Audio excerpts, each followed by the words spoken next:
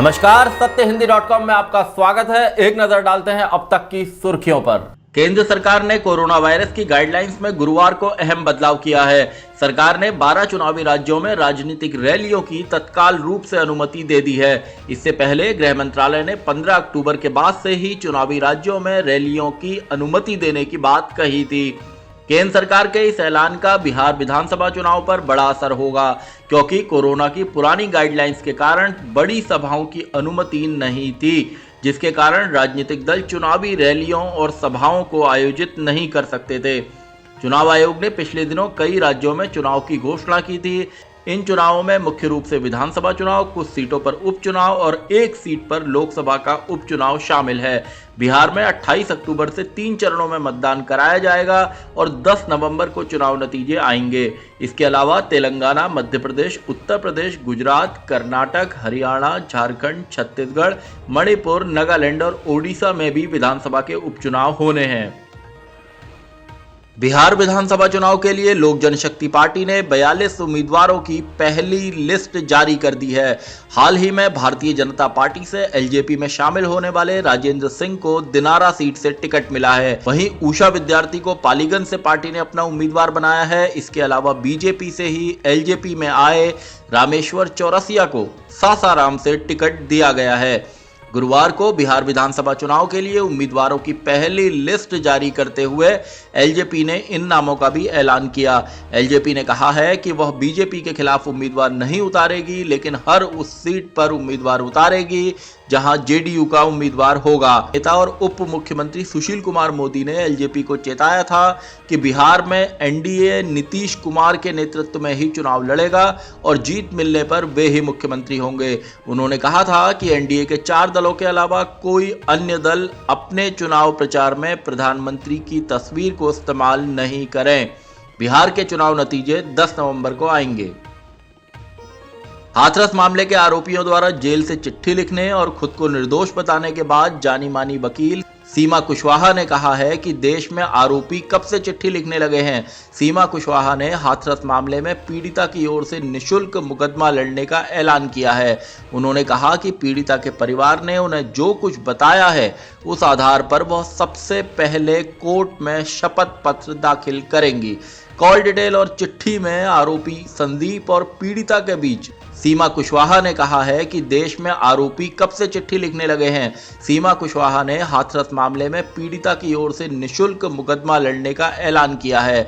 उन्होंने कहा कि पीड़िता के परिवार ने उन्हें जो कुछ बताया है उस आधार पर वह सबसे पहले कोर्ट में शपथ पत्र दाखिल करेंगी। कॉल डिटेल और चिट्ठी में आरोपी संदीप और पीड़िता के बीच दोस्ती की बात को खारिज करते हुए सीमा कुशवाहा ने पूछा कि क्या किसी से जान पहचान और परिचय होने से उसकी हत्या कर देने की छूट मिल जाती है। उन्होंने कहा कि इस घटना से ध्यान भटकाने के लिए तरह तरह की बातें की जा रही हैं। सीमा कुशवाहा दिल्ली के निर्भया केस में निर्भया की वकील थी। सीमा ने कहा कि पीड़िता का परिवार यदि कोर्ट की निगरानी में जांच चाहता है तो इसमें कोई दिक्कत नहीं होनी चाहिए। भारतीय जनता पार्टी ने गुरुवार को पश्चिम बंगाल में जोरदार प्रदर्शन किया। पूरे राज्य में सैकड़ों की संख्या में कार्यकर्ताओं ने रैलियां की। बीजेपी के इस प्रदर्शन को देखते हुए कई जगहों पर भारी पुलिस फोर्स तैनात रहा। पुलिस ने कई जगहों पर बीजेपी के कार्यकर्ताओं पर लाठीचार्ज भी किया। बीजेपी ने कहा कि ये प्रदर्शन राज्य में उसके नेताओं और कार्यकर्ताओं की हो रही हत्याओं के खिलाफ है। इसे नबन्ना चलो आंदोलन का नाम दिया गया। पार्टी के राष्ट्रीय महासचिव कैलाश विजयवर्गीय ने कहा कि बीजेपी ममता सरकार को उखाड़कर ही दम लेगी। इस दौरान प्रदेश अध्यक्ष दिलीप घोष, राष्ट्रीय उपाध्यक्ष मुकुल रॉय समेत तमाम नेता और कार्यकर्ता सड़क पर उतरे। बंगाल में अगले साल होने वाले विधानसभा चुनाव को देखते हुए बीजेपी और तृणमूल कांग्रेस में सियासी लड़ाई जोरों पर है। टीवी की दुनिया में एक सनसनीखेज खुलासा हुआ है। मुंबई पुलिस का दावा है कि कुछ टीवी चैनल पैसे देकर अपनी टीआरपी बढ़ाया करते थे। इस मामले में रिपब्लिक टीवी पर गंभीर आरोप लगे हैं।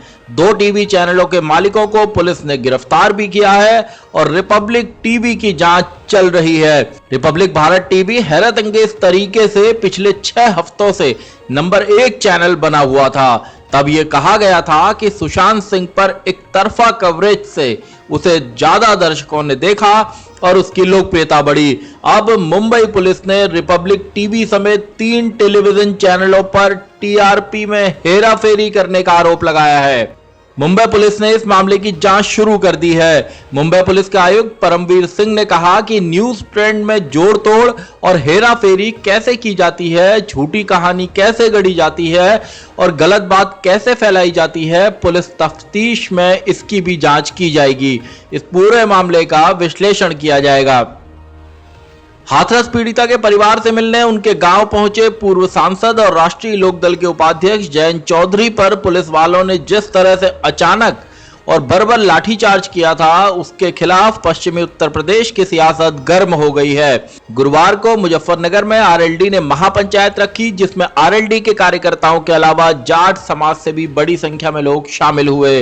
हालांकि इसे लोकतंत्र बचाओ रैली का नाम दिया गया है। इसमें विशेष बात यह दिखी कि कांग्रेस सांसद और हरियाणा के पूर्व मुख्यमंत्री भूपेंद्र सिंह हुड्डा के बेटे दीपेंद्र सिंह हुड्डा भी इस महापंचायत में शामिल हुए।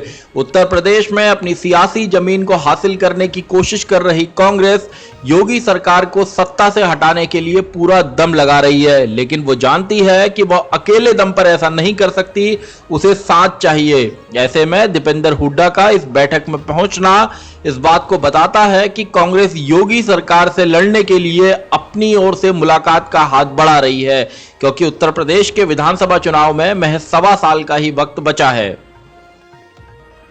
तबलीगी जमात की एक याचिका पर सुनवाई करते हुए सर्वोच्च न्यायालय ने कहा है कि अभिव्यक्ति की स्वतंत्रता का सबसे ज्यादा दुरुपयोग हो रहा है। इसके साथ ही अदालत ने केंद्र सरकार को फटकार लगाते हुए कहा है कि एक जूनियर अफसर से हलफनामा दाखिल कराकर उसने अदालत के साथ बहुत ही बुरा व्यवहार किया है। मुख्य न्यायाधीश एस.ए. बोबड़े ने सरकार को फटकार लगाते हुए कहा कि आप इस अदालत के साथ इस तरह से व्यवहार नहीं कर सकते।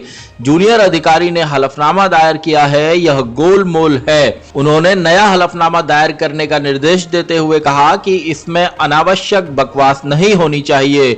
बता दें कि जमीयत उलेमाए हिंद ने मरकज निजामुद्दीन मामले की मीडिया कवरेज को दुर्भावनापूर्ण बताते हुए सुप्रीम कोर्ट में याचिका दायर की थी। सर्वोच्च न्यायालय ने इससे पहले केंद्र सरकार को फटकार लगाते हुए कहा था कि वो बताए कि मरकज के मामले में खराब रिपोर्टिंग के क्या उदाहरण हैं, लेकिन इसके जवाब में केंद्र ने कहा था कि उसके पास ऐसा कोई उदाहरण नहीं है।